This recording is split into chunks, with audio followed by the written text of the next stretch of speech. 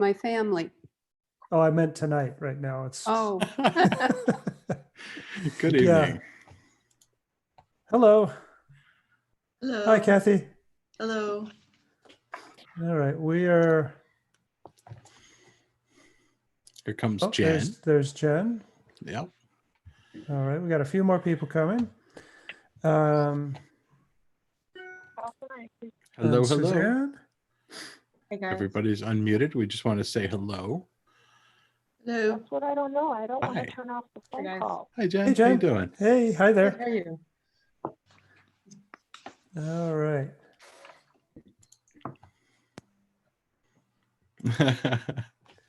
Oh, All right. What's happening there? I'm just replying on the live stream. So Christina made it in. So so Seth was just Oh, saying Do I have that he couldn't get in last week. So Yeah, maybe. it looks like Christina, it looks like you're on a telephone instead of computer. Yes, and Just I'm called trying in. to get my speaker on. Okay, well, it's working that's now. good. Sounds great. I All actually right. had to like log in to a Zoom account to get in. Yeah. Yeah, that's Yes. part of the new security protocols because there's Ah. this thing called Zoom bombing going on. Yep. So it's Yep. just safer to make sure we have a better time if everybody has a Zoom account. Ah, no problem. And they're free, so. Yeah, I had already signed up. It wasn't a big deal. I just didn't know. Awesome. Awesome. Well, who's ready If- for image if- review? Yeah. Okay. You can't Mm. hear unless I can. Everybody see their screens okay and everything? Yes. All I right. don't want to end the call. All right. So I am going to turn everybody's audio off. If you could turn your audio and your video off so Lance and I can share our screens, that'd be wonderful. And we So will, and Yeah, just like. Oh. That's the page what over. we have been doing the last couple of sessions is we'll turn on the audio for when we are on your image. It just makes it easier than trying to communicate via chat during this. So you see, I'm trying to see. We've got. I'm just looking to see who's not in yet. I think it is. I think we're pretty close. Yeah, it's just Seth, and he's on the YouTube stream, right? Yep. Seth is on the Okay. stream. So, All right. Well, then Here we go. let's roll then. all right. We Uh, are live on the internet. We're live to our participants. Let's review some images. So let's All flip a right. coin to see who goes first. I can flip a beer coaster. Okay. Heads or tails? You call it. I'm flipping. Tails. It's heads. I get the first image. Fantastic. All right. So, Well, it's the black side and not the white side. well, that's so, fine. That's fine. yeah. So, all right. Okay. So here we go. All right. This is the Night Crew image review number 5 with Matt Hill and Lance Keimig from National Parks at Night. And here we go.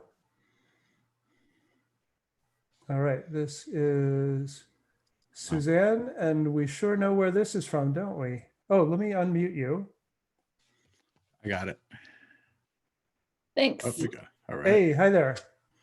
Hello. So Yeah, is so this- you know where this is, I'm sure. of course, yeah. Dorchester. Yeah, is this an older one or a recent? No, this is recent from probably the last time I went out to shoot before everything shut down. So Oh my probably February. All right. And let's see, this is a JPEG, so you have processed this or? I exported it. I processed it just minimally in Lightroom. Haven't done too much to it yet. Okay. And what are your thoughts for where you want to take it from here? Or are you just looking for some guidelines? Yeah, I'm just looking for some advice on it. I experimented a little bit with getting the building structure at the right to look a little more upright, but I don't think I didn't fully succeed or like the results when I did it. So that bothers me a little bit. And Okay. was also wondering about cropping as well. Yeah, yeah, okay. Yeah, those two things, and then I guess white balance were the first things the main things that I were looking at on this one. So let's take them in order of what you suggested, and I'll just go over to the transform panel and start off as you usually do with the auto. And oh my goodness, that just isn't going to work, is it? That's not quite the look I was going for. No, it's not. I'm sure it is. All right, well, let's try vertical, because what we really want to do is straighten out this line right here, right? So what happens if we click on that? For goodness sakes, that's ridiculous. Okay, so let's try doing it the old-fashioned way. And when you mouse over the vertical slider, you get the little grid there to help you line things up. And I just move it to the right until that line on the side of the building more or less aligns with what we've got on the grid. Constrain the crop, and that is, let's go back over there, mouse over it again. That's relatively close, you know, to a true vertical. We could also pull it around a little bit with a horizontal twist if you wanted to try to bring back some of the structure that we lost. So that was to the right on the vertical to correct the perspective distortion, and then just kind of move it around a little bit to the left with the horizontal slider. So this line is actually fairly vertical, but now we've got converging, you know, this is converging over here. I'm not sure why that's, you know, why you're getting such a weird, having a hard time on this. It should be pretty straightforward. So where is there rotation going on too, Lance? Is that why? Well, you know, if we rotate it, then to correct the line in the panel, then we're losing the vertical line on the edge of the building. Try the other direction. It looked like it was rotating. Like, yeah, wow, that's a tough one. Yeah, so I think I would go more for rotating the edge between dark and light, because that's what we would see first, more so than that more subtle line, maybe. I'm not sure. You mean the actual edge Yeah, of the building the as way opposed to this one? the way you've done it. Yeah, I Yeah. think that works. While we have the crop frame open, let's take a look at that. It seems like there's a lot of foreground in here, Yeah. and you know, you've got this interesting pattern thing happening on the wet blocks, but it's probably more than we need. So let's unlock the aspect ratio and pull that up. You know, decide where you like it. Do you generally like to keep a you know, a standard aspect ratio, or do you just let the picture do what it wants? I've done it both ways. I think I usually like to let the picture tell me, though. Yeah, and what do you think in this case? So this is fairly close to a 4x5. Mm-hmm. Yeah, there's 4x5, 8x10 right there. I think maybe I would include a little bit more on the bottom, just so that the lines are kind of like leading one into the image, maybe the wetness lines. Let's try the 8.5x11.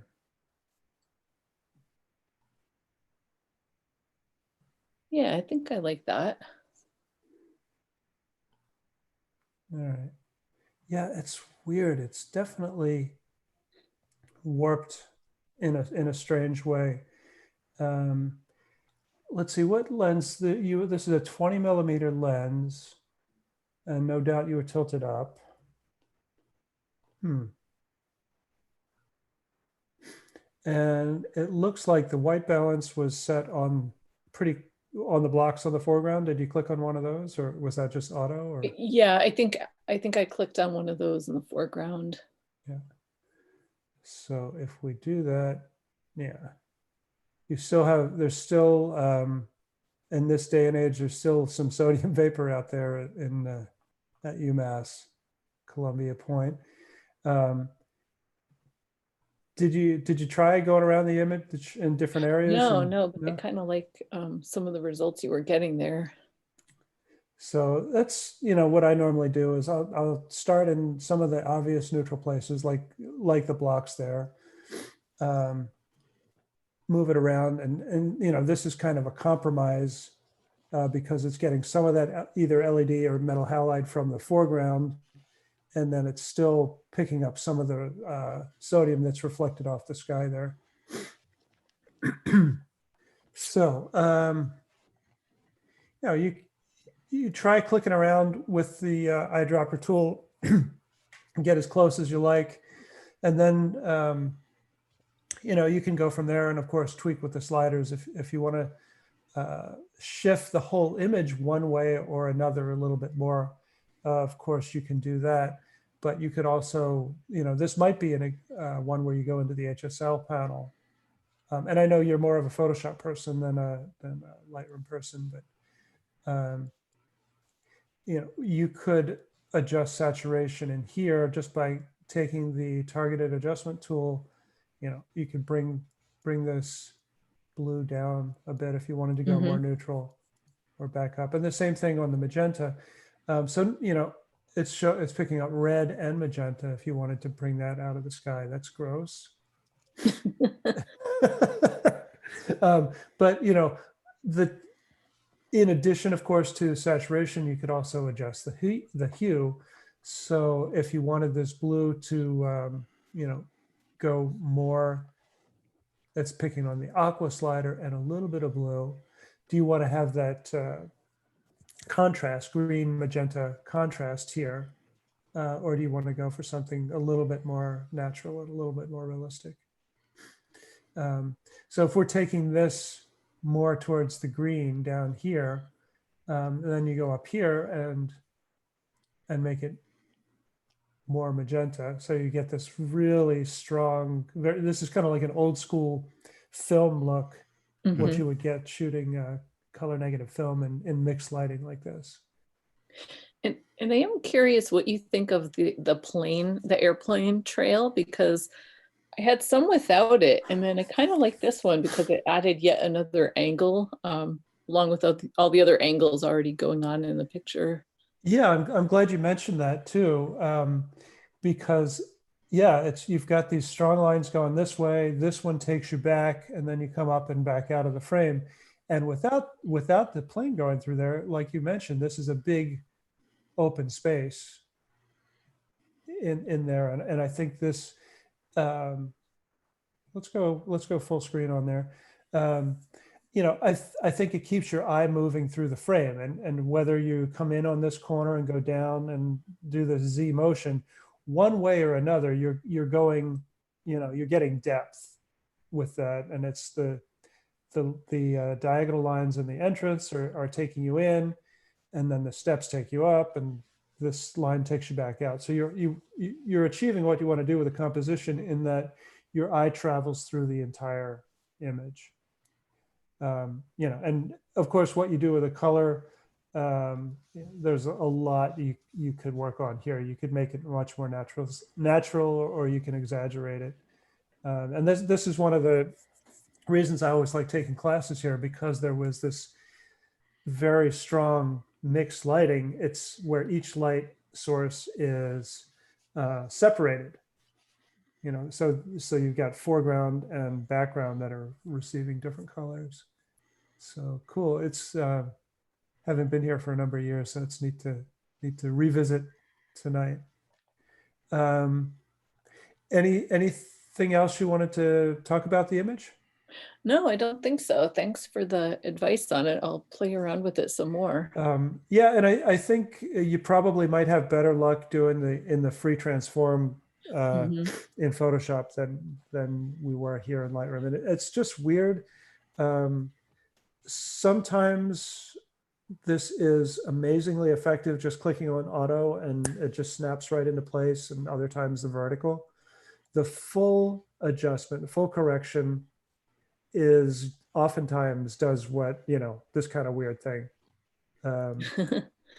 But the difference between the two, full is supposed to be no perspective distortion whatsoever, and auto is supposed to be natural and simulating what you see with your own eyes, the way we perceive architecture, and it usually works pretty well.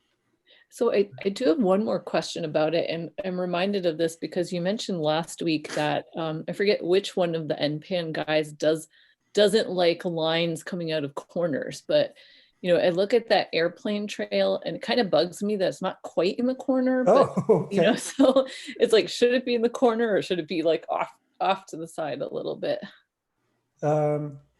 Yeah, let me ask Matt for his opinion on this. It's Tim who generally really hates having a line come right out of the corner.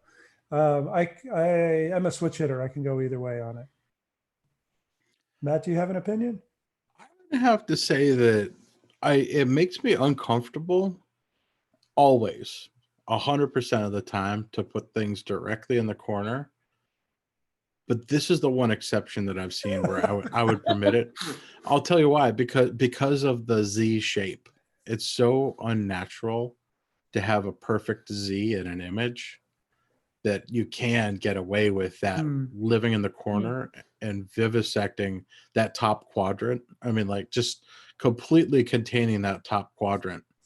And there's one other thing that I think adds to that is the dashes that you have from the wingtips of the plane. They make it a little bit less of a complete abstraction. Mm-hmm. Interesting. It's funny. I'm usually not bothered by it. In this case, it's so strong that seeing it now, I do prefer it the way we had it before, like that. But I can take Matt's point on it. And one thing that's amazing about this spot, because I took, maybe 20 pictures as planes went by, they don't deviate from that particular angle or that line. It's just it's like every 4 minutes, like clockwork, they're coming along the exact same path. Yeah. I was here shooting not too long after 9/11, and kind of unintentionally ended up getting all of these shots with airplanes just right over top of the building in the sky, the shooting kind of up, and they were daytime shots, and it was really they were powerful and kind of disturbing, because it looked like the plane is coming going to crash into the building. Mm-hmm. Yeah, they do feel very close. They come in pretty low at this point. Yeah. All right. Well, I'm going to stop sharing my screen and we'll pass it on to Matt for the next one. Cool. All right. So I guess I can have my face in the corner. Everybody see what I'm seeing? I would love to have Seth talk, but Seth is watching on YouTube.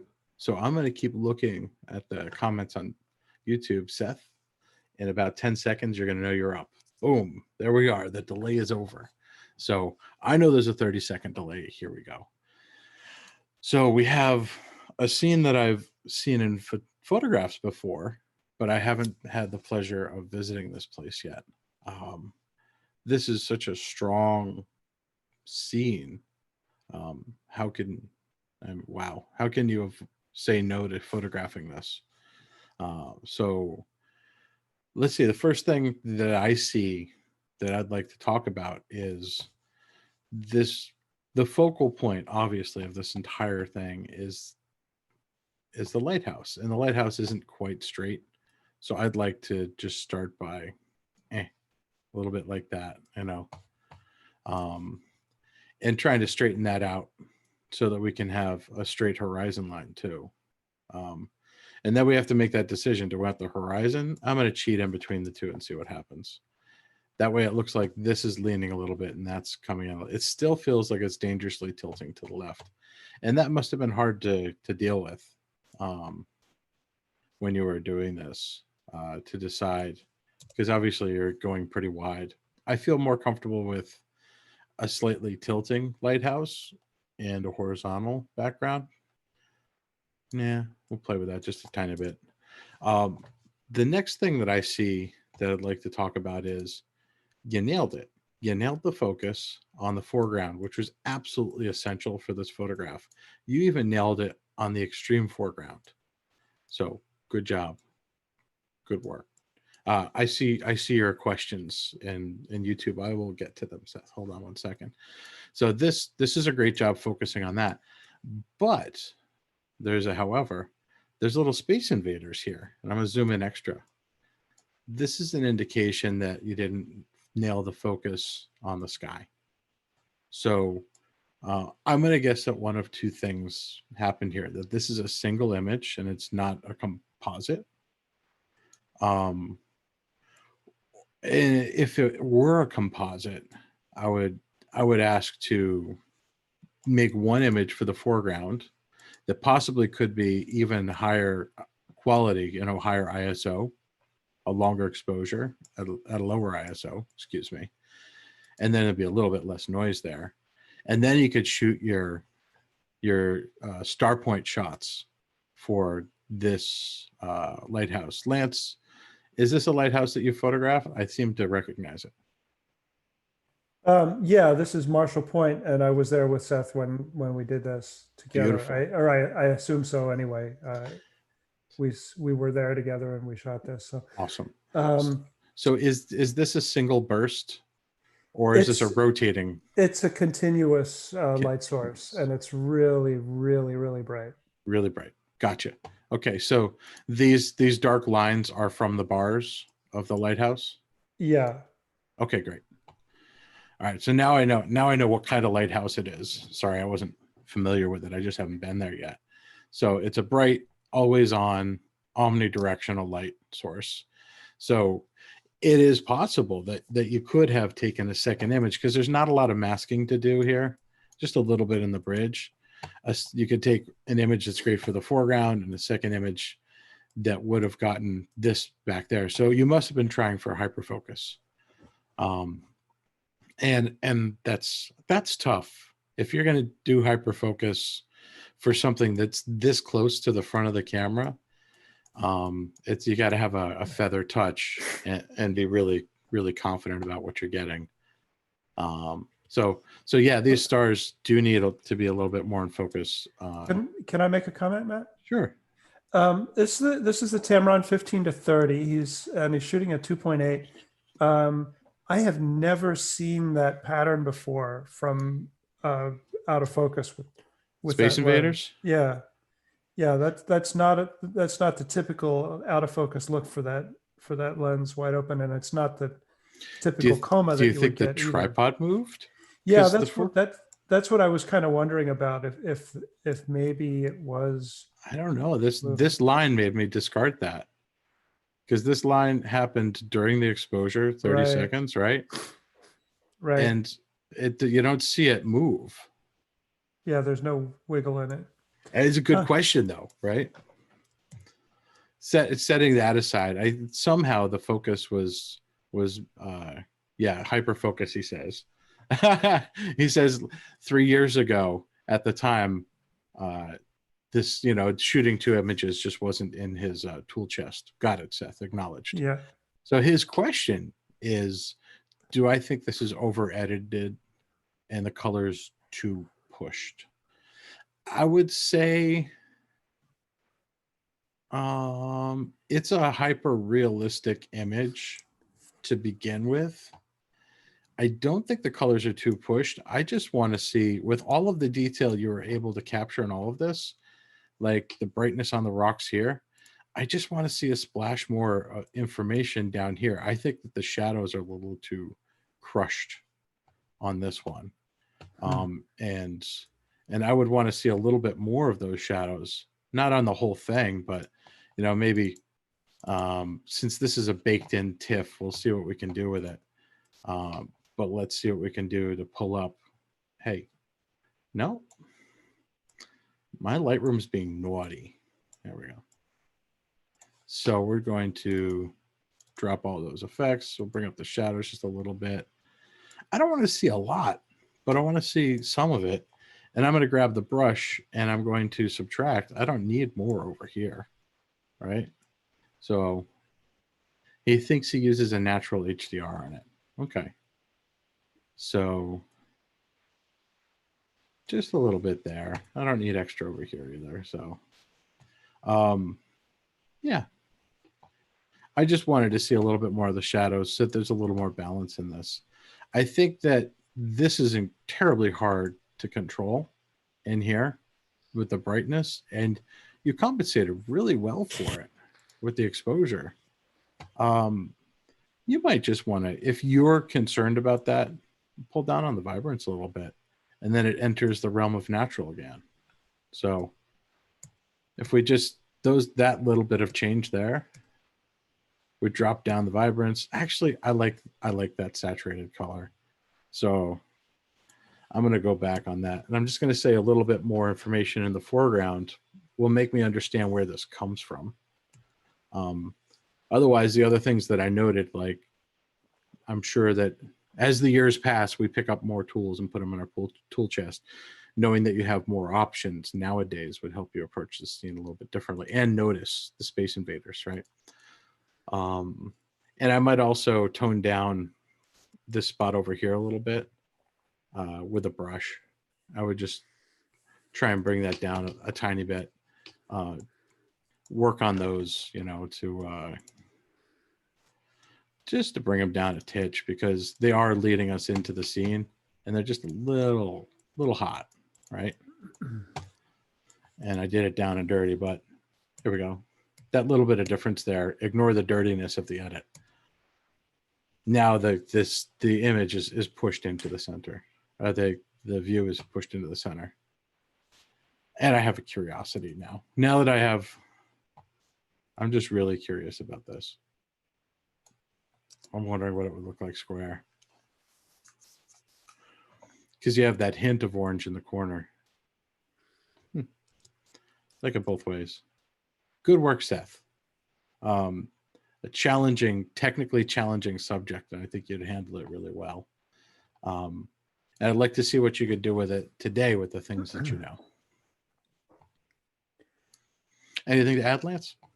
Yeah, I would just say that, I'm looking at the image in Lightroom also, and I'm seeing it on your on your Zoom screen at the same time. And just for everybody watching, the actual image has richer blacks and richer shadows in it than what we see through Zoom. Okay. Thank you, Seth. Appreciate that. And I think, an approach to dealing with this that we've tried since that time that Seth and I were there, doing a shorter exposure to hold back the light source a little bit, and then sweeping a light across the rocks to fill that in, to add a little bit more lighting in there. Yeah. All right. Okay, back to you, Lance. Okay, then. Let me go and do this. I know my face is all over because I got the 3 screens going on. All right.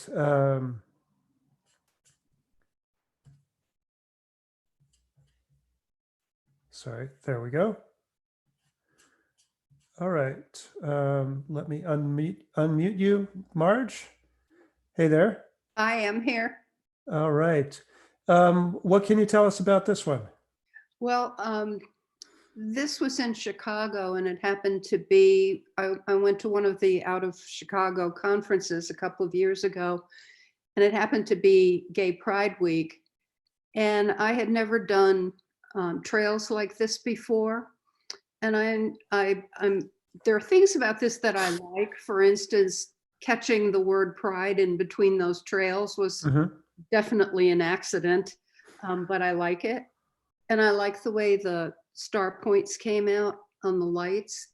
But I'm wondering, what can I do to improve the trails? Because they just look fuzzy, dirty, kind of. I don't know. Okay. All right. Well, let's take a look then. All right. And this is a 30 seconds f16 ISO 100 24. Is this is a full frame or a crop sensor, Sony? Full frame. Full frame. Okay.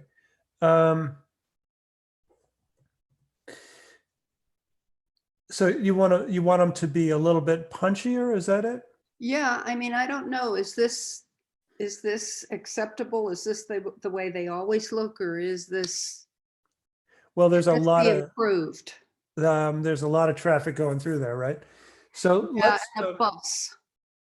let's start, and whatever I do on here is going to be different on your on a processed TIFF or JPEG or PSD file than it would be on a raw file. But let's what I would start with would be just bringing down the blacks a little bit. I'm holding down the Option or the Alt key and moving the black slider to the left, and that gives us a deeper, richer black tone. And then I'm going to take a look at the whites and see where we have white in the image, and do the same thing. So essentially, I'm setting the white point and increasing the overall contrast in the image. And then, so just go back to where we came from. That's a fairly subtle difference in there. I think we can tone down the roadway a little bit, and you could do that with a local adjustment brush or a gradient. And double click on the word effect. I'm just going to pull that gradient in like so. There's where it's being applied. And I'm going to bring down the whites, and that just, Oh yeah, let's try the exposure a little bit. So that makes the, the roadway jump up a little bit.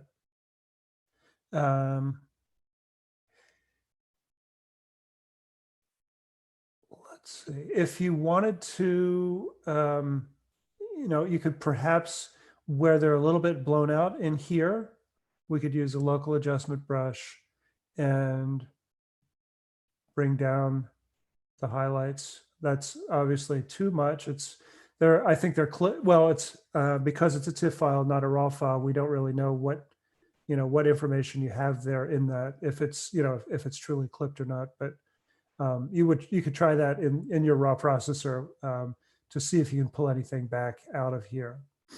But I think it's probably clipped. So there's not a whole lot else I would do to the image. You could go in and do a little bit of perspective control and just straighten up those vertical lines. I'm aligning the street light with the edge of the frame. Click on constrain crop, it tightens it up a little bit. That whatever that stray light is there, that's I don't know what that was. that's probably something that doesn't belong there, right? And are you going to, it's low, set at low opacity. There you go. Let's reduce the feather on that and make this one go away. And boom, so there's that. Now, one other thing that we could consider here to bring out the detail in the buildings in the background, you could just do an overall adjustment and lift up the shadows. And you can see when I do that, it brings out all the flare in this light that wasn't there before. So if that is bothersome to you, then you might not want to do it. But opening up the shadows brings out the buildings a little bit more, and then you can go back in and bring that black slider down again. So that's having the impact of lightening up the dark shadows, but keeping your blacks the same. So let's see. There it is now, and That's where we started. It's pretty subtle, but I No, think it is an improvement.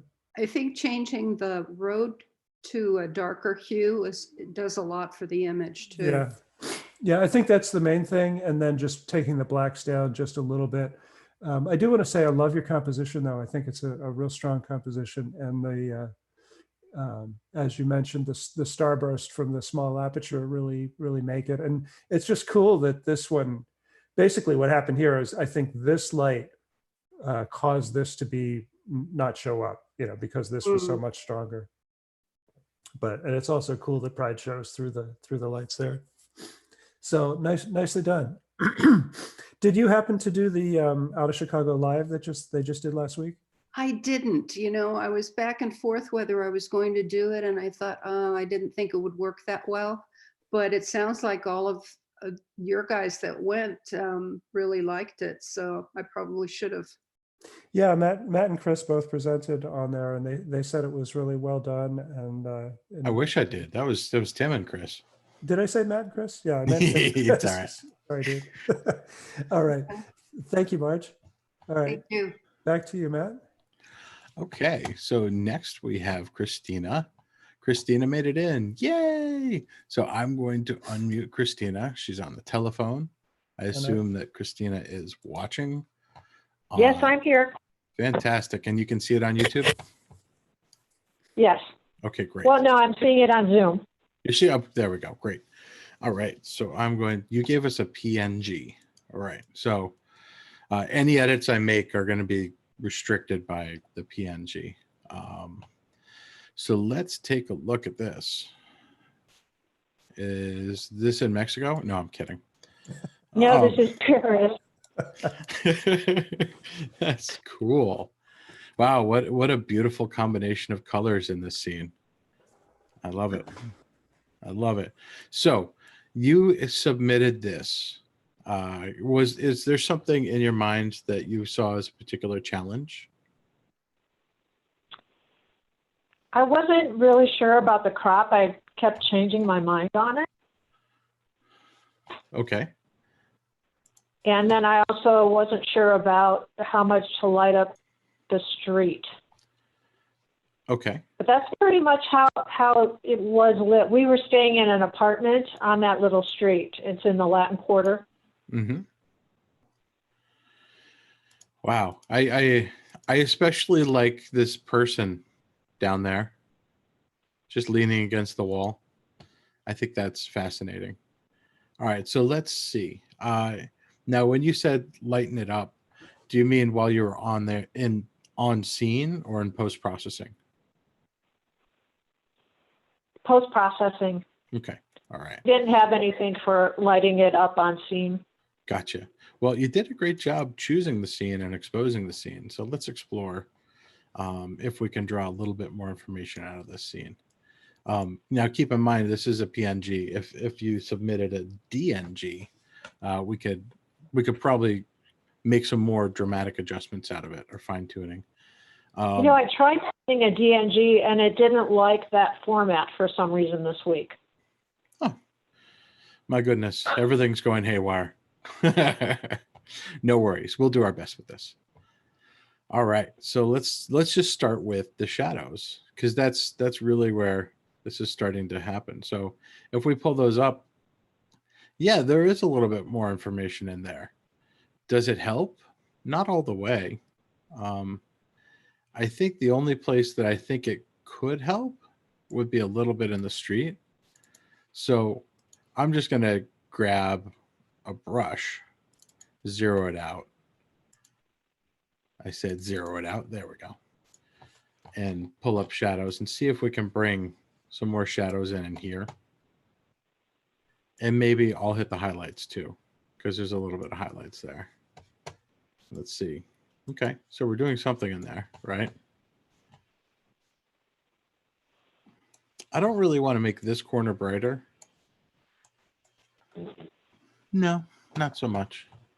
I do like the difference in, I like that this is creating a different color of light in here, and I think that plays well off of the blue up here. There's just something weird going on here. I don't know if did you make an adjustment on the sky before putting this PNG out for us? No, Okay. it was last April, and it was about 9 o'clock at night, so it was pretty light. Okay. Great. So let's see. I think that I want to contain that a little bit more. I do like the place mobile here, and I think that deserves a little bit more exposure. So I'm going to just take a big old brush and see if I can bring a little bit more into that, and just a tiny bit there. Oh, And then we have a little bit more information there.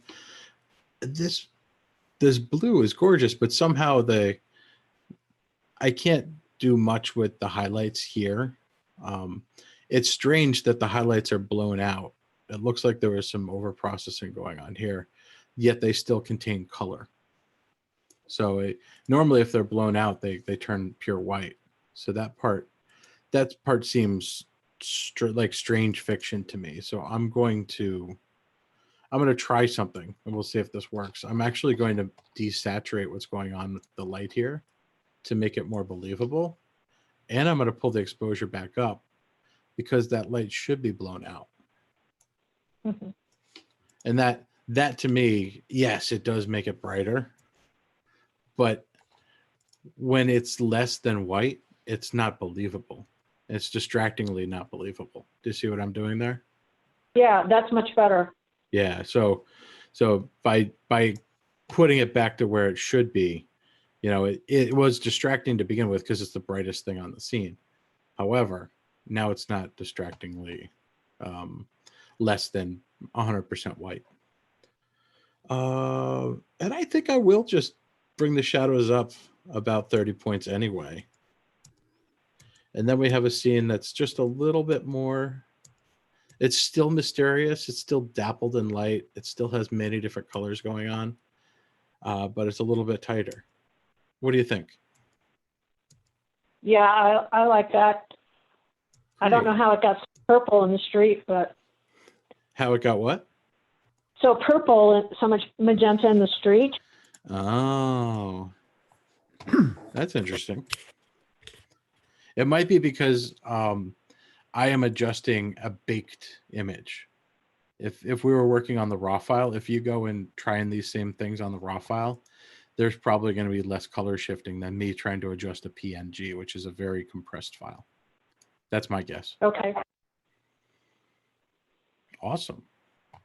Okay. Well, Thanks. thank you, Christina. Good work.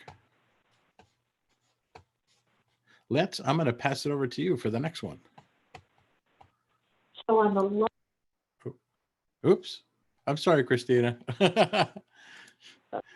Sorry, Christina. Did you have something more to say? no, I'm just talking to my husband here. Hello, husband of Christina. Hi. How you She doing? thinks I should put some in there. Awesome. Awesome. We want to see more next week. All right. Lance, you ready? Mr. Lance? Okay. All right. So Lance is indisposed right now. Okay. So maybe, okay, the DNGs might be a little bit too big for that. So since Lance is not responding right now, I'm going to move forward and I'm going to go to the next one. This is Kathy. So let me find Kathy here. And Kathy, you are unmuted unless you don't allow me to. There we go. Hi, Kathy. Hi, Matt. Oh, Lance is not here. Huh. I think we lost Lance. So he said he was going to go investigate, and now, yeah, and now he can't get in. So Oh, that's a gonna- bummer. no, we will get him back. we'll definitely get him back. He might have lost internet because I don't see him on Slack either. So we'll see how that goes. But here we go. The show must go on, right? So here we go. This is a beautiful scene. We've got moonlight, I assume, Yes. and a beautiful star trail, 963 seconds. I'm going to embarrass myself right now. I can't do math like that. So 32 minutes. All right. Everybody can see my calculator on screen. Great. So I have to 30 do that too. Oh my goodness, it's beautiful. So let's do a little So this pixel was- peeping here. Go ahead. This was serendipity. Yeah. I thought that there would be no stars visible. This was one of my first attempts at really serious night photography. And of course the moon had already risen. So I was basically concentrating on a little light painting, and I didn't expect to have any stars at all. And the fact that the North Star got right over that tree is just a gift of the photo gods. Wow. Because I Wow. couldn't see him. I couldn't see him at all. Good work. Yes, this was at, somebody in chat asked where it was. This is at Bannock State Park in southwestern Montana, which was the territorial capital of the state before it was a state. Beautiful. Beautiful. Okay. Well, let's take a look. You're right. Serendipity. You know what? I love when those things happen when you don't exactly know everything about what you don't know, and then things just happen in a good way. Congratulations. That's beautiful. Thank you. You nailed the focus. You nailed the exposure. The balance of the moonlight and the shadows is sublime. I think your color balance looks really wonderful. But let's see if there's anything we can do to make it just a little bit more sing-songy, right? I'm going to start playing with the crack. Oh, I'm sorry. It's not crack. Dehaze. It feels like crack sometimes, right? Just a little bit of dehaze, and everything starts to get a little bit more contrasty. And then those stars just start to really pop in there, right? I think just a little bit dehaze works really well here to start and make this come out. Now that's really interesting. You're 20 millimeters on a 17-40, and you're at f4. Yet Polaris looks like it had a crazy coma, but nothing else had coma. Isn't that weird? I have no idea if that's weird. That is weird. I might see like a little bit of coma out here. These fatter stars, if they were star points, you would see there's a little bit of coma happening there. But dead center? I mean, I don't know. Maybe you had a UFO or something. That's beautiful. This is, I know you're straight, but it's really weird that this comes in below and it comes across there and it comes so high. And I don't know quite what to do with that except leave it like it is. I struggled with that too. I didn't, I've already processed this in Lightroom. And so I had to pick what I was going to make straight. Mm-hmm. You chose the tree, didn't you? Or you chose this side of the house, right? I chose the right-hand side of the image, I'm pretty sure, because the tree is not straight in real life. Right. What trees are? This is beautiful. Okay. So we dehazed a little bit, right? We could probably, I'm not going to pull all of the color out of the sky. Let's see what we can do to, I'm just going to bring on a gradient. I'm bringing the blacks down and I'm going to let Lance back in. All right. Lance is just coming back in and I'm going to make him a co-host. All right. So yeah, I'm back. Welcome back, Lance. So Sorry I'm going to pull about the blacks down a little bit. And I'm going to pull the whites up. Are you working on the foreground or the sky? Sky. I'm working on the sky. So here's where the gradient is. So I'm trying to make those stars pop a little bit more, and then we're going to back it off a little bit, right? So if I brought the whites up, I'm going to bring the highlights down because I I've gotten in the habit of working on the micro contrast. Like Lance was showing before, if you bring the shadows up, you bring the blacks down. Like you want right. to work on that. So I'm going to bring the highlights down just a touch, and let's see how this plays, right? We've gone from obviously beautiful and painterly to a little bit more dramatic, right? Mhm. And I'm Are going you to worried about what happens in the tree then when Not- you do that? not worried right now because I'm just turning on a range mask with color. Oh, okay. Very good. And I'm going to grab this selector, and I'm going to drag a box here. I'm going to drag a box here. And I'm going to drag a box here and drag a box here. And maybe I'll just drop like 2 more points. Oh, you can only have that many. So now we're going to see it's starting to not include the tree. Mm-hmm. I'm going to pull this range mask down until it doesn't include the tree. Very good. And turn off that overlay. And now the magic happens. Look at that. That moonlight still sparkles on the tips of the tree. That's beautiful. And it's funny. Now that I did all of that darkening, I'm just going to pull up the exposure a tiny bit. I know, I'm weird. I know. And just a tiny bit with the clarity. Just like 7 points. So now, like that, I'm going to close out that gradient and do the before and after. It really, there's nothing to touch in the foreground. I think the foreground is gorgeous. And I don't want to lighten it up or darken it. I might lancify the image a little bit, but we already vignetted up at the top when we started using. I'm going to break back off on the dehaze now because I think it was a little aggressive. There we go. How do you feel about that? Yeah, I like how the sky and the stars pop better. This was last October, which is when I processed it. So I don't remember exactly everything that I did, but I know that I struggled with getting the sky to look the way I want versus the foreground to look the way I wanted. And so your suggestions are really helpful. I'll go back and tweak that a little bit more. Oh, great. Well, thanks, Kathy. Thanks for submitting. We really appreciate this.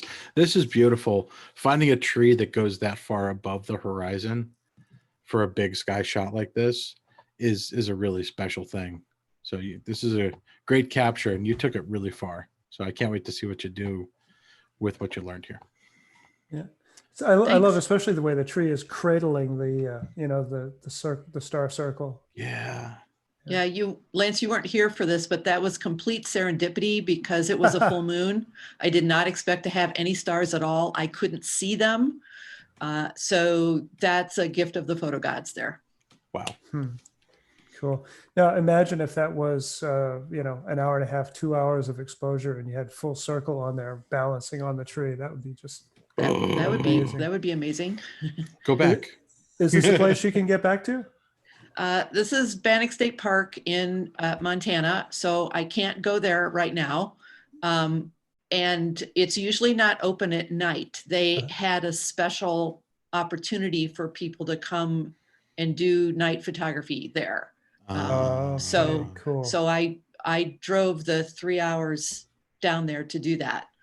And there was only one other person who was shooting, so we had the whole main street. And he worked at one end and I worked at this end. And so we were never in each other's way. And we were both doing light painting and it was great.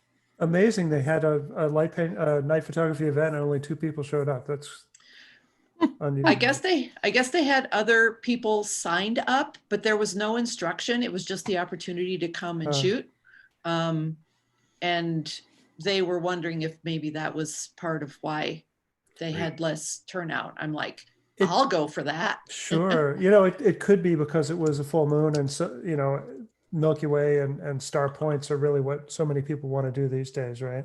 Yeah, I guess they had someone else lead a specific Milky Way workshop in July there. So I'm on the mailing list if it'll be open in July that I could go do that. Fingers crossed. All right. Well, cool. Thanks for submitting. Thanks, You're Kathy. welcome. All right, Lance, on to you. All right. On to me. I got to get my Windows reconfigured here. After I had to do a complete restart on the whole computer. Oh, I'm not sure what happened, but the Wi-Fi went down. Anywho, we're back up, and this is Jen. Okay. And no metadata on there, but let's you're unmuted, Jen. Okay. Yep. Hi. Hi. For me, what really makes the image, two things: the multiple layers in the horizon line. Oh boy, I got a big sneeze coming on. Hang on. Oh geez. Gesundheit, Gesundheit, Gesundheit. I'm covering up his sneeze. I'm holding got my hand over the microphone, and you guys are making me laugh, so it's not. It's stifled. Oh my goodness. Okay. Yeah. So the the darker middle ground, the lighter black background, and then the lighter tone in the sky is very cool. I kind of want to exaggerate that a little bit, and I would just start by just bringing down the blacks just a little bit, and you can hold down the Option or Alt key if you like, and see what's becoming true black or not. I don't think that there's enough detail in here to worry about trying to see what's going on. It's all about the lines there. Right. Oh, that's actually like a lighthouse. I Yep. For a minute there, I thought it was a boat. No, it's a lighthouse. Wow, most unusual and very cool. I want to have a good look at this without any other distractions. So I think the wires are probably worth removing. And probably because they're intersecting with the horizon line in multiple points there, I would probably do that with Photoshop and Content Aware Fill. Okay. But it's, they're subtle, but they're standing in there enough to be noticed. Okay. Well, I like this a lot. I think it's a very strong composition. The placement of the lighthouse, and the division, the depth that you get from the multiple horizon layers is cool. What I'm thinking though is there's a lot of warmth in the ice here, and that I don't know if it's coming from lights over here on the shore. It was the shore, yeah. Yeah.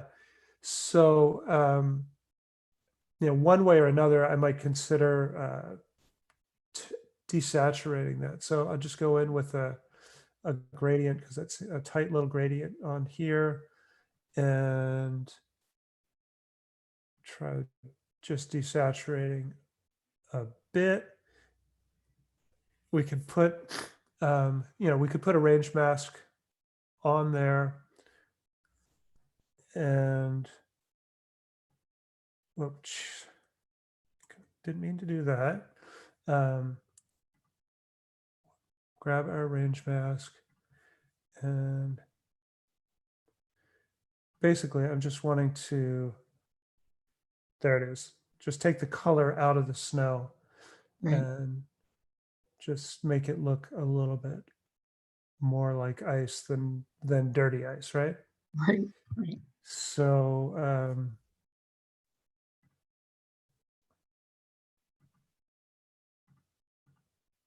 that's before and after. Not much else I would do to it other than remove the wires out of there. I think it's great. It was one of my first attempts at HDR, so I think I did okay with that. It's oh, no kidding. That's an HDR. Well, Yep. nicely done. Thanks. Yeah, because otherwise the lights and the lighthouse completely blew out. Yeah. How many different exposures, and how far apart were they? I wish I could remember. I want to say it was probably about 3 of them, but I don't remember how far apart they were. Well, really, really nicely done. It's great. Thanks. And I like that panoramic crop on it too. Thanks. Yeah, it was fun. It was freezing, but it was fun. Yeah. Where is it, by the way? Hudson. We were at the train station in Hudson, New Oh, York. okay. On the yeah. Not too far from Matt, right? I thought I recognized Yeah. that. This was when I was up for the post processing, the first one in that January. That this is where we went the one night. Oh, the frozen out one. Yes. Oh, yeah. Mm-hmm. Cool. Yep. All right. Well, thank you. Thanks. Back to you, Matt. Hadley, you're up next.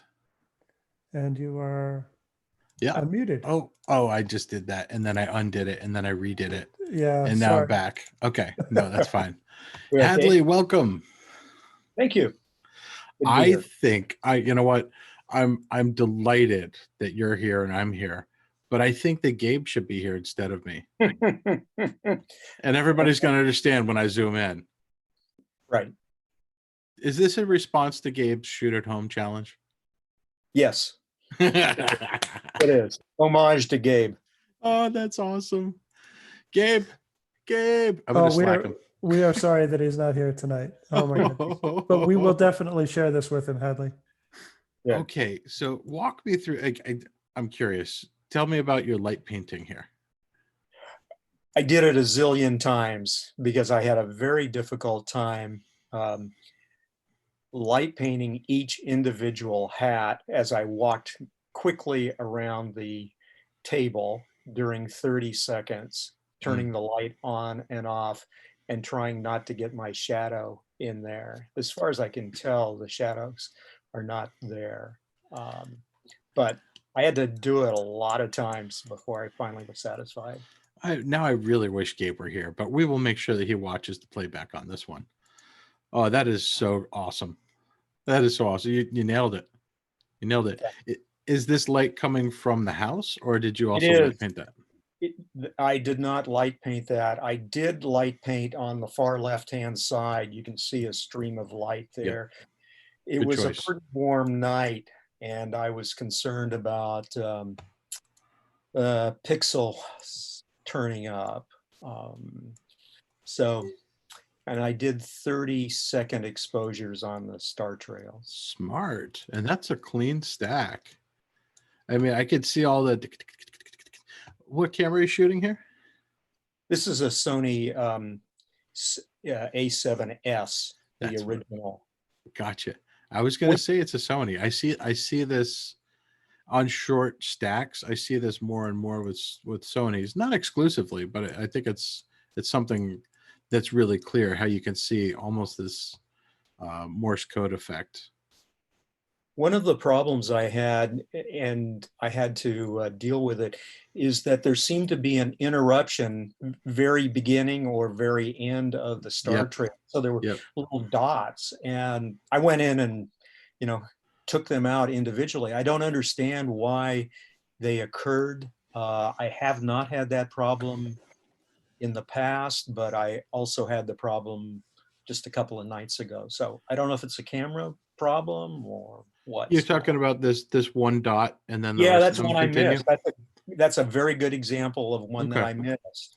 Okay, so it was just layers that happened before you started your long series, correct? I guess at the end. Okay. Yeah, maybe it looks like it's about 5 minutes or so in between that one single exposure and all the rest of them. Mm-hmm. I agree. Could it be the hat shot?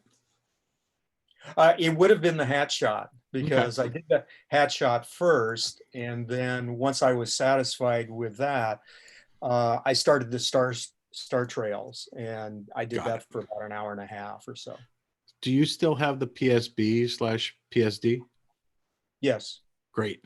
So when you go back into that, find the hat shot layer and mask out everything above the umbrella. Okay. And that'll take care of it. Just mask out the sky. Throw in you could even just draw a lazy line or whatever. That way you'll just be showing this on the bottom and then everything else on the top. Oh, good. Thank you. And that'll clear up that one little bugaboo for you. Everything else about this is really, really beautifully done. I don't want to touch it, but I do. What about the light? Okay, you're starting to go in the direction I was wondering about, the light on the bricks coming from the right-hand side. Yeah. Yep. I pulled in a gradient, a dirty gradient there, and I'm starting with exposure, and now it's about even, and now it's a little bit less. And I think that kind of does it for me. Does that make sense? Yeah, it does. I think it's a matter of taste, and I wasn't sure what to do. So I was looking for feedback on that. Mm-hmm. I mean, at work, I don't want to touch here because the leg of this chair comes through here. So I'm fine with it being a stripe of light. And that way it looks like you light painted the whole thing, which you did by choosing the light from the house to remain on. You did, in fact, light paint it. Yep. How's that for a mind thinker? What about the lights in the far horizon below this? This Yeah, stuff? right in there. Those are neighbors' lights. Nothing I can do about it, but just look at it. I don't find them offensive, but if you really wanted to get rid of them, you could say, I don't want you, and just clone and heal that stuff out, right? You could do it better in Photoshop, but if you're really, excuse me, back to develop. If you really wanted to, take care of them, you could just say, I don't want you, and make them go away. I was just curious they are distracting. Are they, do you find them distracting? That's the question, I guess. Not from living in civilization. I know that they exist. Yeah, I think they are a little bit distracting. This one I don't find offensive, because it helps define this murky area. Those other ones, if you wanted to use a content aware, that would probably be the best effect because Lightroom is so poor at this. I would take it into Photoshop. Oh, you already are in Photoshop, and use a content aware on that. And if you're lucky, you're doing it on this layer, the one with the hats, where it's a little bit more high quality, right? Okay. Cool. Hadley, what a great response to Gabe's post. I can't wait for him to see this. Thanks. Yeah, it's super cool. Love it. Oh, that's great. All right. And Matt, by the way, Gabe and Hadley were trading hats at the camping experience in Lassen. What? Yeah. Oh, I need pictures. I think we have some. I have a photograph of Gabe's hat floating in the lake while Gabe's head is under the water. Oh, that's right. I have video of Gabe taking off his hat and there's a hat underneath it. We'll have to trade hat stories someday. Oh, that was such a fun trip. Thank you. All right. Lance, I'm playing Lightroom tennis with you. Back to you. Okay. And now we are back to Suzanne. Do you have the... I got it. I got Suzanne? it. Nope. Oh, geez. Oh, geez. We're fighting We can't over both the do it unmute. at the same time. I think I'm unmuted. Yeah, you are Yes. unmuted. Hey. Well, this is not France. This is Germany. Yeah, just moving over slightly from that other image. Yeah. Before I start butchering this, did you have anything in particular that you wanted to talk about with the image? Nothing specific, just curious what you'd recommend doing to it. Three things off the top of my head. And the first one is up here at the top of the frame, this little wedge bugs the heck out of me. And it's just this cut off little tiny corner. So I'm going to go back in here into the transform panel, and I'm going to try the horizontal adjustment. And notice what happens is we're losing the right edge of the frame when we do that, but it is basically warping the building around. And we can take it a little bit further. I think you're managing to straighten a building that hasn't been straight for about 400 years or Right. so. Well, part of it, of course, is the, the angle of the camera. But now we can go in here and you can see that we cropped off some of the right-hand side. I can just drag the image over and bring that back. But, so it's the same concept of stretching out the image at the top to correct the vertical perspective. It's just a horizontal one. And in this case, I felt pretty sure that doing it manually with the horizontal slider, and it just took 9 points, was the way to go. So that was number one. Number two is, I think that there is very little of interest on the left side of the building. If we go in here, you can see there's all kinds of like power equipment or electrical equipment or, something. And unless that's what the image is about, and I don't think it is, if you're going for juxtaposition of old and new technology, then, maybe so. But what I want to do is I'm going to unlock the aspect ratio and just come back in here and say, well, maybe we'll take this out also. How far we want to take it? Just to about there, maybe a tiny little bit off the bottom to make it a little bit more of a rectangle, a little bit less than of an almost square. And now, I think we're more focused on what's the important parts of the image. What was happening on the left was just kind of, space. We've cleaned it up so you don't have that little wedge on the top corner there. And the last thing I want to do is just go in and drop the blacks down a little bit and pull up the deep shadows just to give it a little bit more contrast. Notice again, just like in Marge's image, the shadows, when you bring the shadows up, it really shows the lens flare. So it looks like, there's some dirt or water on your lens that was causing some extra flare in there. So maybe we won't go too crazy on that, but I do want to bring the blacks down just to give it a little bit more punch. And you can also try a little bit of dehaze in there as well, and that'll also give it some more snap. So of course there are many ways to do this in Lightroom. You could use the contrast slider, increase the contrast, which is a more global tool, as opposed to the fine tuning that you do with the blacks and the shadows. Or you could go into the tone curve and change it to a medium or a strong contrast. But oops. Let's just turn that off and go back to where we were. Turn that off. There we are. All right. So I think you were almost there. It didn't need much. The one thing I will comment on is, the unfortunate reality of parking signs and traffic signs. Yeah. This is pretty. Sorry. Go ahead. Oh, pretty unavoidable. It's like a very old town. Right. This is in a town that used to be East Germany, so it's regarded as one of the towns with the most half-timbered houses anywhere in Germany.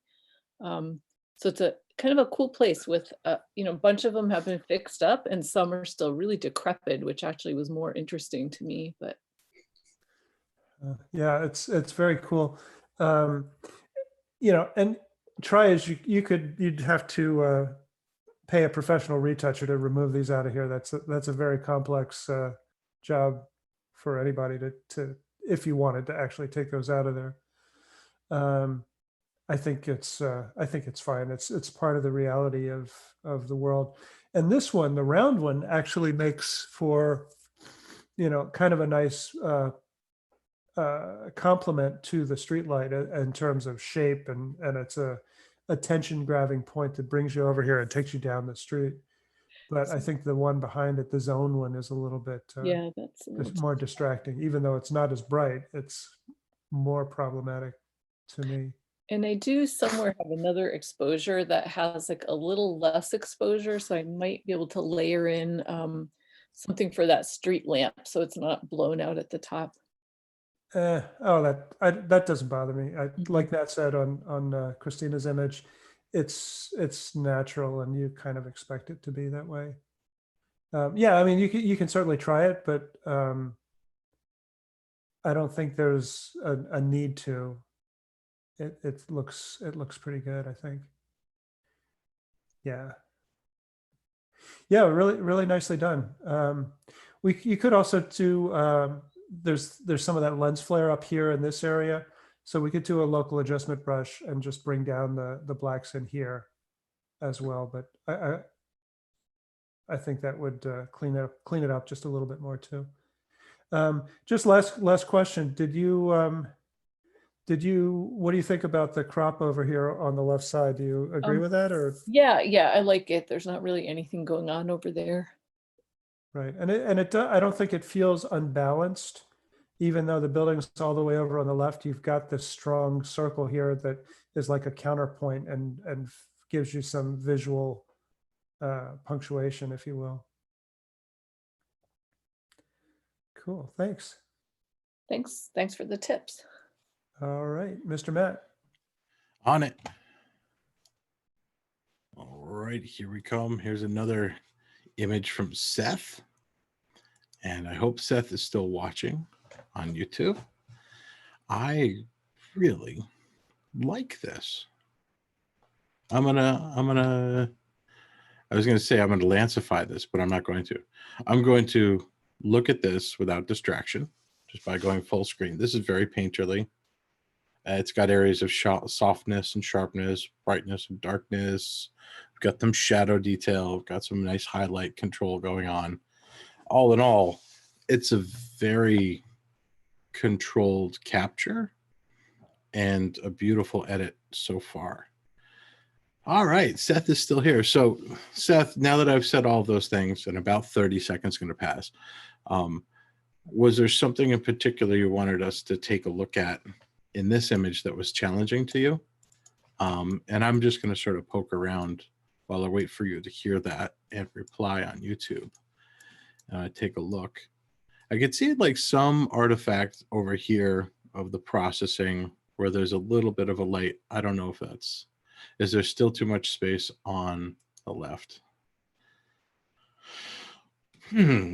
No, I think that this is an appropriate amount of space between the edge of that roof and this. If it were any more, it would start to feel too close. Like, yeah, then I would have to worry about, it's similar to the amount of space that you have between this and that fictionally, right? But I think you ask a good question. Can it come in a tiny bit? Maybe a tiny bit. But I do love how we have the reflection coming off of the face of this house. That makes me very happy. The same reflection here.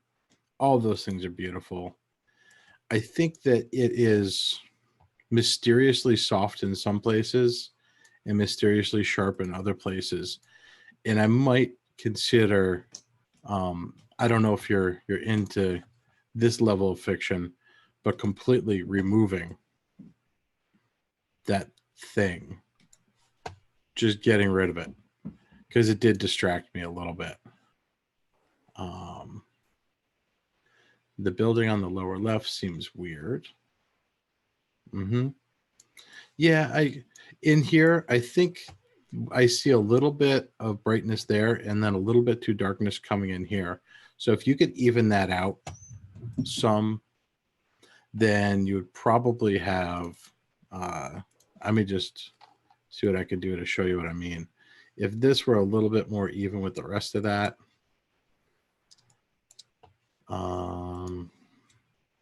let's just sort of straight line that.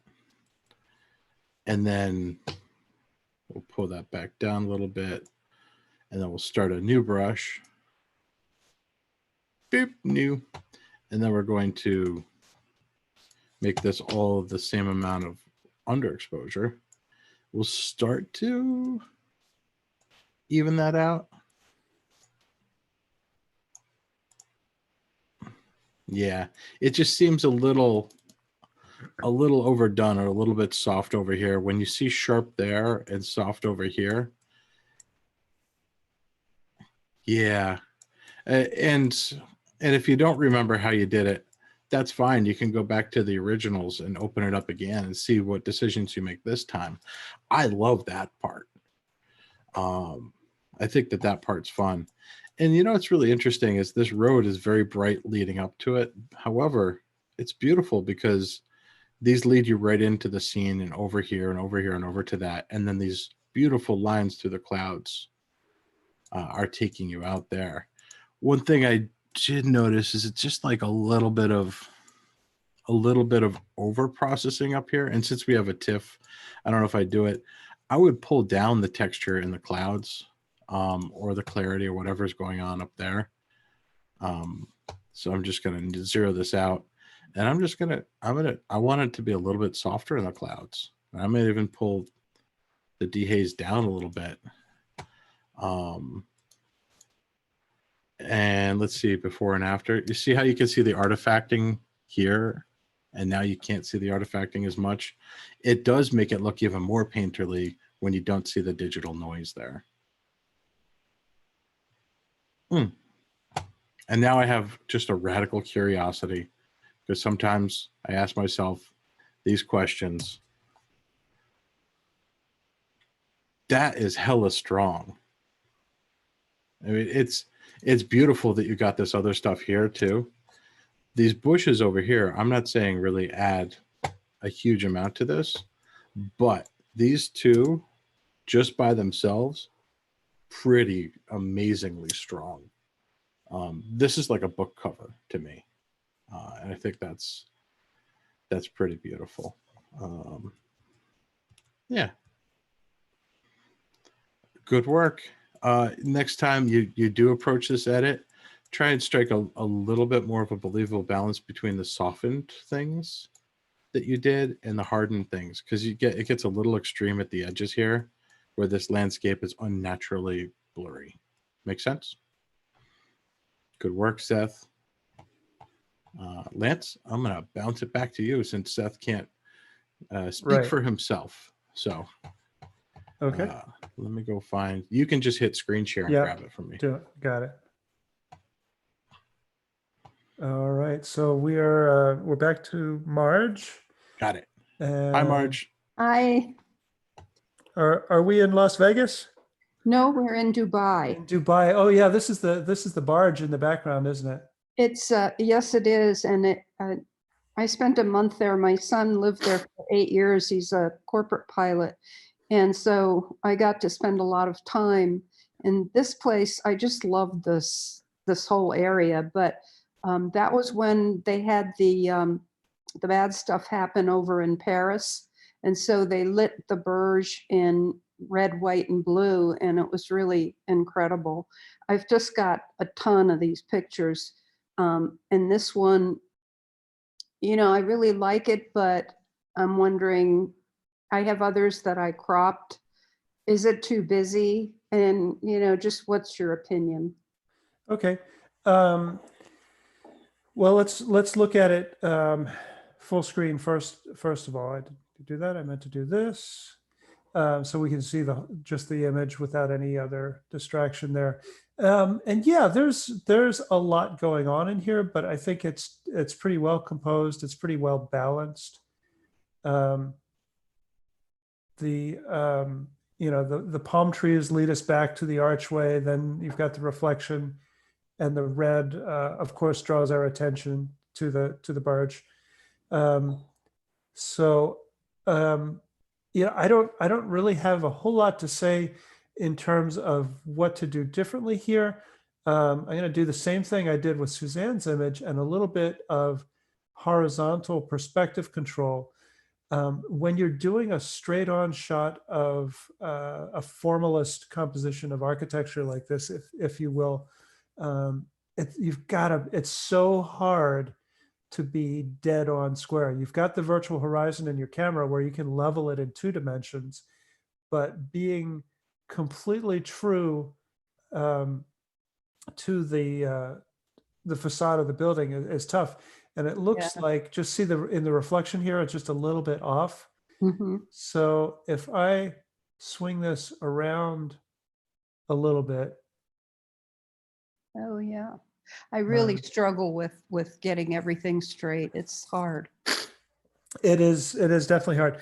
And if you shoot a lot of architecture, investing in or renting a perspective control lens is worthwhile if you find you do a lot of city stuff like this. So I struggle too, I'm sorry, with the lights in the those highlights, bushes. Yeah. That's where I was just going to go too. Is what are you shooting with? What's the camera here? Well, this was 3 years ago, so this was probably the A7R2. Okay. Thinking. Well, still a powerful camera. So when you are working in a situation like this, the way to determine your exposure is to give as much exposure as you possibly can without clipping important highlight detail. And you have to decide what's important highlight detail. You could try cutting back the exposure until there's no clipping in the bushes. That may be so much underexposure that you can't pull anything out of the rest of the image. Or you could say that this is important highlight detail. So you're looking at the blinking highlight indicator on your camera, the blinkies, and just cutting back, reducing the exposure until detail that you care about is no longer clipped. Because especially with cameras like the Sonys and the Nikons, where they tend to have more ISO invariant sensors, you can underexpose to preserve your highlights, pull up the exposure in post-processing, and buy yourself a couple of extra stops of dynamic range that way. Mm-hmm. So that's really the strategy that has evolved for really contrasty or dynamic scenes like this one. I guess I could have bracketed too. Sure. I wasn't doing night work at all yet. This was sort of my first experiment with it, but that might have helped, huh? Yeah, and 3, 4, or 5 years ago, an older school way of approaching it would be to shoot this as an HDR. And there's, it doesn't look like the palm fronds are blowing in the wind. So you probably could have done an HDR, but you're going to have several stops of exposure difference between the highlight and the shadow exposures. So that way of exposing for the highlights, what the advantage that has over HDR is that it doesn't, because your best exposure is for the highlights, you don't have this blossoming of overexposure here. I call it overexposure sometimes, Yeah. But in an HDR image, when you have your shadow or your darkest exposure, you get this loss of image detail, and the images don't quite know how to line up because it's not the same structure when you lose all that detail in there. So sometimes the HDR doesn't really work. You can also do a manual layer blend in there and mask over the blown lights.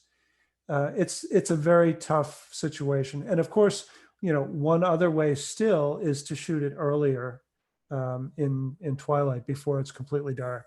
And that way you get a more natural balance between the artificial and the ambient light. But that's also not really night photography, but more like blue hour photography. But this is really nicely done. I think you handled everything really well. The composition is strong. I mean that the perspective tweak is very minor. I just moved it 3 points. the bigger thing is the blown highlights in the bushes. And we talked about a couple of different ways that you could handle that. Great, So, thank you. Cool. So was it scary going up to the top of this thing? It's amazing. I've got so many great shots from the top, and we were up there at night, so it was absolutely breathtaking. Breathtaking and terrifying at the same time. It was because when you get right up to the glass, you know, it's just wild. Really, Yeah.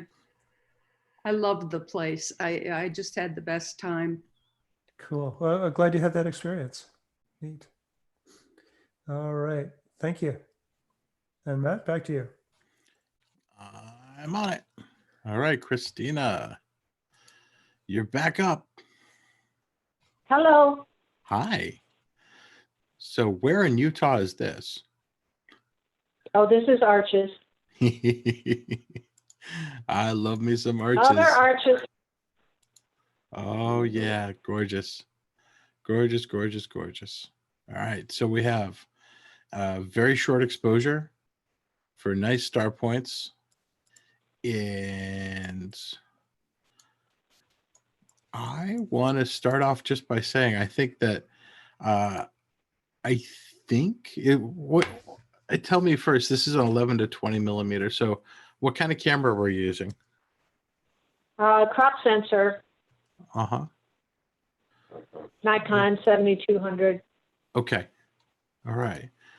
It looks like the stars are just a titch soft, but that just might be the crop sensor. And this was an 11 millimeter crop sensor. Okay. All right. So let's start by looking at our lens corrections. I'm going to check remove chromatic aberration, and it might not be picking up on this because it's not a raw file. But the defringe, I'm going to come in here and you see what happens when I move the purple slider. You see how that star is losing its halo? Right Okay. in here. So we do that. We get rid of some of the defringe, the fringe there, and that's sort of, it cleans up the stars a little bit. And that looks very nice. The sandstone, well, what? Okay, something weird going on here. I see another UFO. I do. Look at this. So there's a red that transitions to yellow sort of outline around the edge of this rock. Was this a composite image? No. Okay. So when you processed it, do you recall when you processed this image? Was it recently? No. Okay, because it looks like there's something really aggressive going on in here. This line is unnatural. And it looks like there's some sort of artifact of over processing the sky, or a range mask or something going on that's creating an unnatural transition from foreground to sky. Hey, Matt. Yeah. The image I've got, I don't see that at all. Oh, I see it on your screen, on the Zoom screen, but oh my God, I created it. You see that? I created it. So how did you do that? You gave the image to me. We figured it out. It's the defringe. Using defringe doesn't work on a PNG. Next topic. Okay. There you go. Woo. Wow. She feels better now. I thought I'd seen it all, but now I haven't. Okay. All right. Good job, Matt. We solved that mystery after creating it. It's a beautiful time to shoot with the moon either rising or setting. A nice long shadow off of this almost hoodoo over here. And I love how you treated the sky, and I like how inky it gets up there. I might just back off, since it's so rich. I might just back off a tiny bit on the color.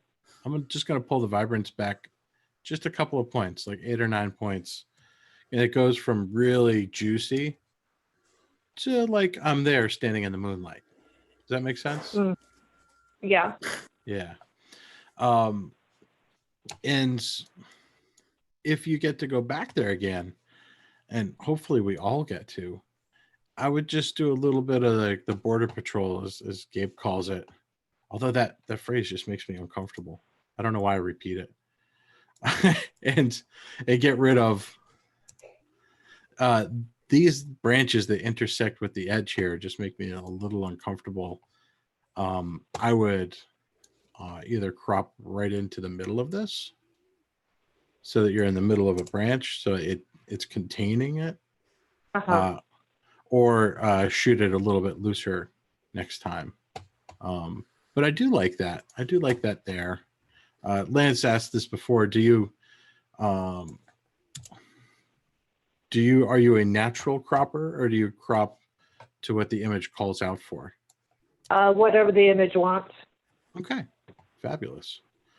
So in this case, I think I'd feel more comfortable just coming in like that and letting the eye lead in like this, and maybe darkening this little gap right there, which is slightly distracting, but it's still telling the story of the shadow, which it deserves a place there. So, and I might actually draw a little bit more attention to everything else that's going on here also by bringing down both the exposure and the highlights a little bit, just subtly, so that now the sky is leading towards the mid ground instead of the foreground's brighter, so that you're drawing the eye in.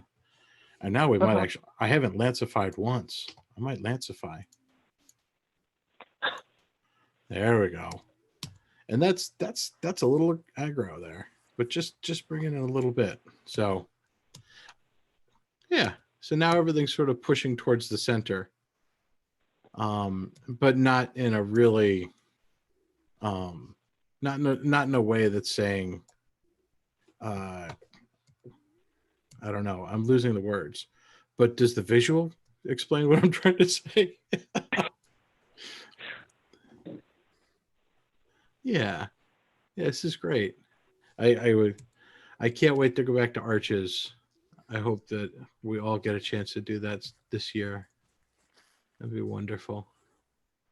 Nice work. Nice work. Thank you. Thank you so much. Lance, you can bounce back to you, man. Okay.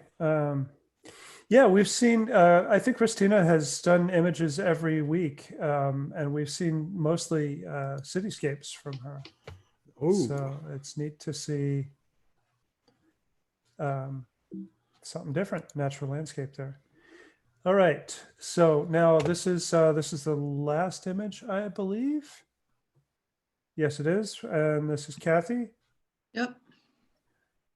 Same ghost town, I'm guessing. Yes. All and right. this was a light painting example. Okay. Do you mind walking us through the light painting on there? Yes, so the moon was already up, and so it was coming from about over my right shoulder, sort of like behind and above me. So to the left of the second building from the right, all the way across the last three buildings, they were in shadow from the buildings next to them.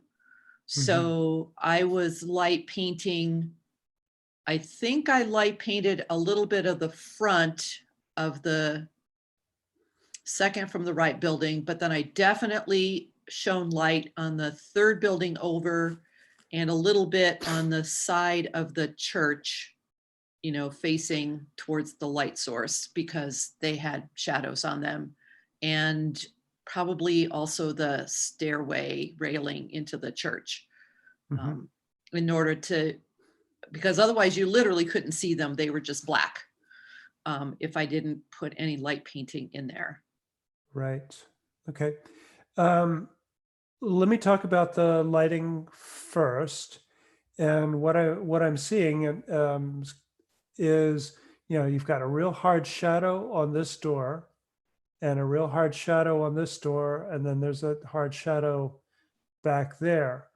And that's okay, but if you want to soften those up a little bit, shadows okay. It gives depth, and and it makes the images believable and realistic. But those hard shadows right across the middle of the door is it's a little bit harsh. So the way to minimize that is to have a moving light source. And I don't mean just like waving it with painting it with your hand, but actually walking a couple of steps as you apply the light, because as you do, the shadow moves and it's still there, but it's softer. It's not quite as hard and fixed. You were probably fairly close to, out of the frame on this side, and it looks just a little bit hotter on this far right building than it does elsewhere. And there's, more of the white that's just kind of being lit up. So that you could tone that down in post just a little bit, I think. And then, and there you can see the shadow up here on inside of the church a little bit too. So I think overall you did a real nice job lighting it up, and we've got, you can see plenty of detail in there. There's no color artifacts from the light. It's nice and clean. What's the light source you were using? Well, I had two flashlights, and one was a traditional one with a tungsten bulb in it, and the other one was a newer flashlight with a LED light bulb in it. And I had done some light painting on other things earlier and realized that moonlight isn't yellow. So I was for sure using an LED flashlight. It was just a plain old hardware store kind of flashlight. It wasn't anything fancy. Oh, okay. Well, it's got a pretty clean color to it. A lot of the inexpensive LED flashlights tend to be real blue or green, but this is nice and clean. So I have a question about Sure. that idea of walking while I'm painting to make the shadow edges softer. I would be worried about myself recording in the photos. So I was able to hide behind the buildings on the left-hand side, but that would have been really hard to do for the door in the far right building. Wouldn't it have? You could, you'd have to actually be a little further back, and you're starting off way off on the left, and then you kind of move around a little bit towards the camera, but still out of the frame. Oh, I see. Okay. Or you can do like Matt does and and Tim and wear a ninja suit. Yeah, I had dark clothes, but I don't think I was full ninja for that night. So. Jalaba. Yeah, Matt got, when we were in Morocco last year, Matt got a pointy hooded black jalaba, and he looks so badass when he's wearing it too. It is my light painting cloak. Yeah, he looks like one of the Sith lords from Star Wars. I was gonna say he's Obi-Wan Kenobi in black. Oh, yeah, I've always wanted to be Obi-Wan. Thank you.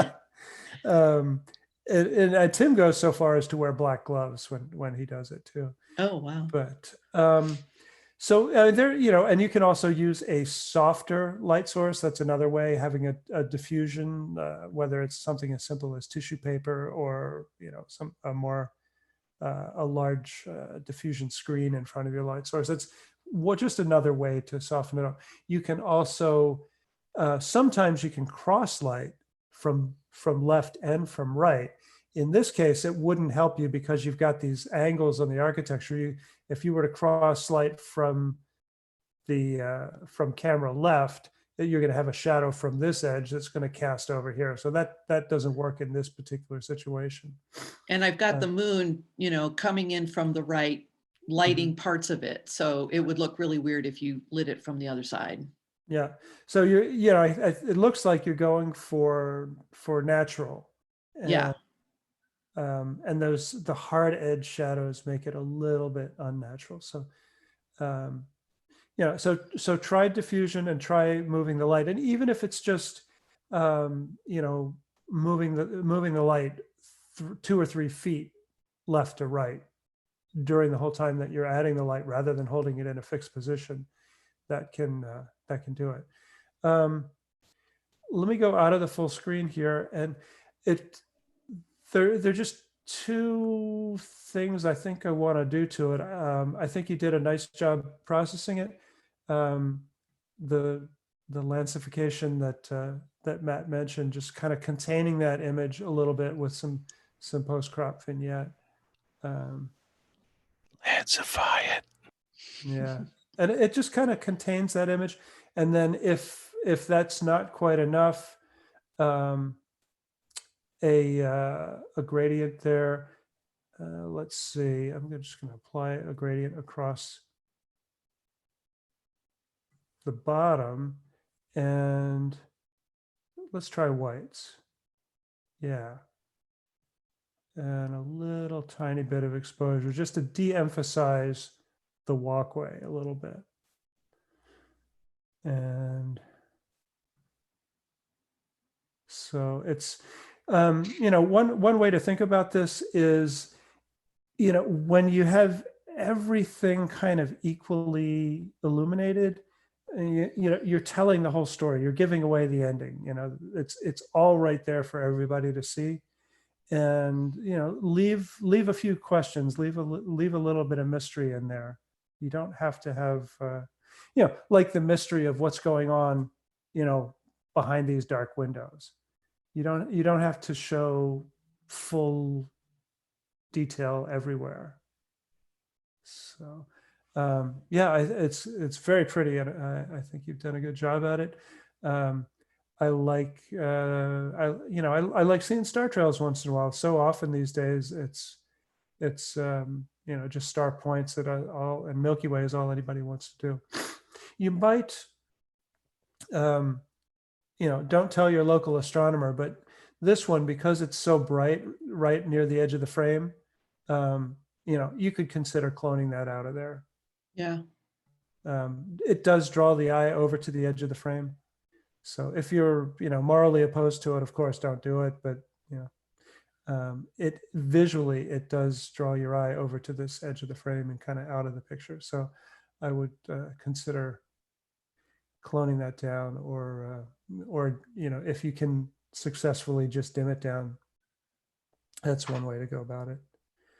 So, when you were off restarting your computer, I was telling Matt that this was like some of my first really serious night photography, and definitely my first really attempts to do light painting. So I was pretty happy with what I managed to accomplish, but I like the refinements that you suggested. And I never saw those hard shadows. That was just, I didn't think anything about that part. So that was opening my eyes to something I hadn't observed before. Okay, So cool. Thanks Good. for that. Sure. And, going back there and reshooting it and having the right conditions is, that's a tall order. If you still have the raw file, you can perhaps go in with a brush and try to open those up a little bit in post-processing. You're not going to get rid of it altogether, but you could potentially bring out a little bit more detail. So yeah, the other thing was that, like with the picture you came in on, I didn't expect to see any stars in the sky at all, because the full moon had completely risen. And so this one is, the fact that there are any star trails in this at all is a complete happenstance. Yeah. Yeah, and it's funny because so many people who came into night photography in the digital era and are used to usually shooting in less than full moonlight or no moonlight. Back in the film era, we only went out under the full moon because the film was so insensitive and there's so much reciprocity failure that there really wasn't any way to photograph in a natural landscape without the aid of a full moon. So times have changed. Indeed. Anyway, so stop the screen share there and ask everybody to we'll unmute you all, and you can turn your screens back on. Hit the gallery view if you want to see everybody and say hello or say goodnight to everyone. Yeah, thanks, guys. This was good. Yeah, you're welcome. Thank Maybe you. we get a waving, Lance. You turn on your video, Oh buddy. yeah, I'm the one who didn't turn it on, right? Wah, wah. Wah, wah. All right, Wah, wah, wah. Okay, waving in 3, 2, 2, 1. 1. All right, thank you. Thanks, everybody. Thanks, you you. guys. Guys. Thank you. Have a wonderful evening. Good Do the night. best. Good night. Bye. Bye.